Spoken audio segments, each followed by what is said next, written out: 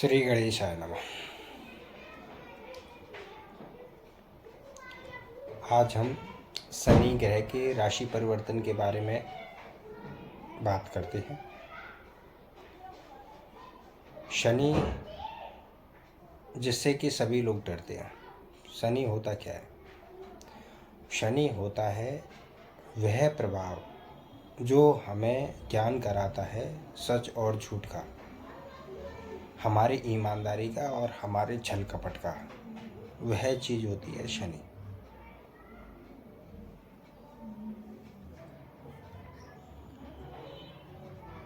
शनि इस वक्त धनु राशि, मकर राशि और कुंभ राशि में संचार कर रहे हैं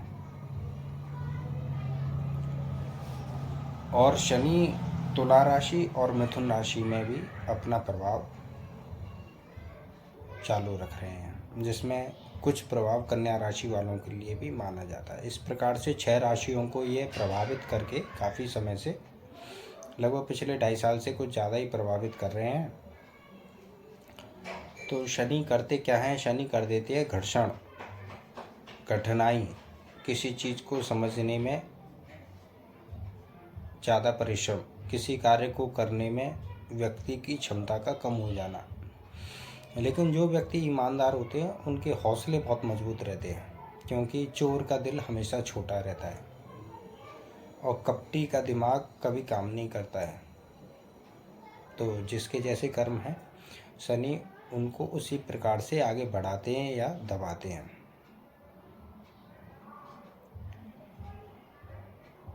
शनि भगवान इस वक्त जिन राशियों में, उससे कुछ समय के बाद ही लगभग 17 जनवरी 2023 में धनु राशि को छोड़ करके मकर, कुंभ और मीन राशि पर प्रभावी हो जाएंगे। इसके साथ साथ उनकी ढैया का प्रभाव भी परिवर्तन हो जाएगा। कर्क राशि और वृश्चिक राशि पर उनका 2.5 साल का दोष चालू हो जाएगा।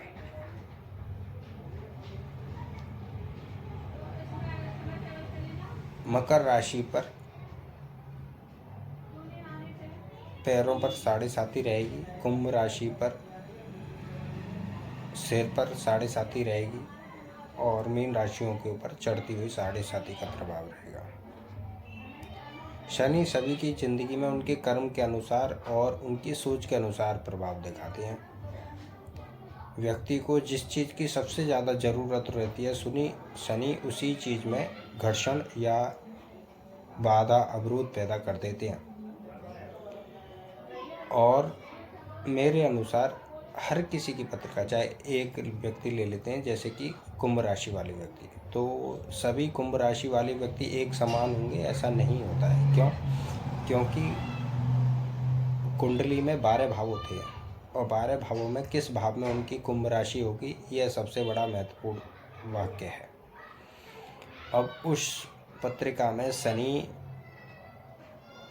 उनके लिए शुभ मंगलकारी हैं या अशुभ मंगलकारी हैं, क्योंकि शनि की 2 राशियां होती हैं, मकर और कुंभ। अब वो किस प्रकार से उनको प्रभावित करती हैं, इसके ऊपर बड़ा अलग अलग प्रभाव पड़ता है हर व्यक्ति के ऊपर। सभी कहते हैं मेरी कुंभ राशि, मेरी कुंभ राशि। ऐसा नहीं है कि सभी कुंभ राशि वालों को एक जैसा प्रभाव रहेगा, पर कुछ हद तक 15 से 20% तक समानता रहती है कि वो संघर्ष कर रहे होते हैं अपनी अपनी निजी जिंदगी में।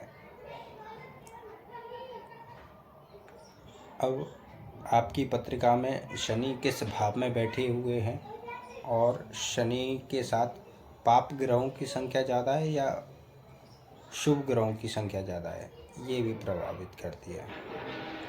शनि की डिग्री कम है या शनि की डिग्री ज़्यादा है।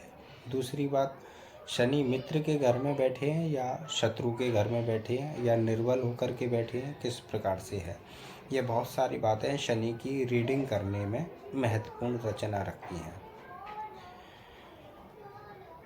सभी लोगों की एक ही बातें होती है कि मेरी ज़िंदगी में 7.5 आ रही है, मेरे साथ क्या हो सकता है।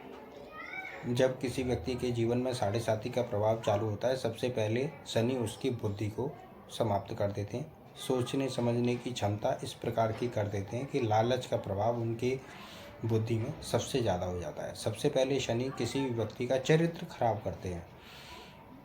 दोहरे चरित्र वाली स्त्रियों के साथ उनके संबंध बनने लगते हैं, चाहे मित्र रूप में, पड़ोसियों के रूप में या अन्य किसी भी प्रकार से। वह व्यक्ति अन्य स्त्रियों को देख करके आकर्षित होता है और अपना चरित्र गंवा देता है, जिसके कारण उसको भविष्य में एक लंबे समय तक या मरते दम तक वह कर्म उसको पीड़ित करता रहता है। क्योंकि जिन पुरुषों का चरित्र कमज़ोर पड़ जाता है, अक्सर उन्हें यही बाधा सताती रहती है कि हमारे साथ एक बार संबंध बन गया और आज भी ये हमें पीड़ित करे हुए है, इससे कैसे बचाओ। जबकि शनि करते यही हैं कि बुद्धि का हाश कर देते हैं, बुद्धि समाप्त कर देते हैं, सोचने समझने की शक्ति को ख़त्म कर देते हैं। तो समझिए कि आपकी 7.5 चालू हो चुकी है। लालच बढ़ा देते हैं। आप दूसरे के धन को छल से, कपट से कैसे भी प्राप्त करने की कोशिश करते हैं, तो आने वाले समय में 7.5 आपको उसके दुष्परिणाम दिखाती है। आपके धंधे समाप्त हो जाते हैं या आपका पैसा कहीं ना कहीं डूब जाता है,